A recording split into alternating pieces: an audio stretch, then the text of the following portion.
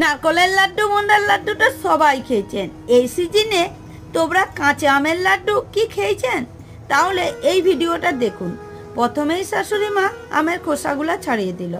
আমি একটা বড় সাইজের গেটার দিয়ে লম্বা লম্বা করে আমগুলা গেট করে নিয়ে উহাতে কিছুটা নুন দিয়ে ভালো করে মেখে নিলাম। এবারে জল দিয়ে খুব সুন্দর করে ধুয়ে নিয়ে 5 মিনিট জলটা ঝরতে দিলাম। ইয়ার পর পরিমাণ মতো চিনি দিয়ে আরও ভালো করে মেখে নিয়ে 10 মিনিট রেখে দিলাম।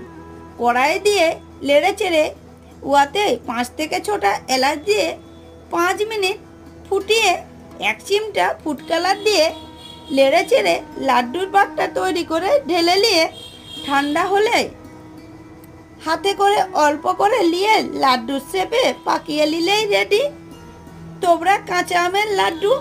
যাকে একবার খাবেন সে বারবার খাবে।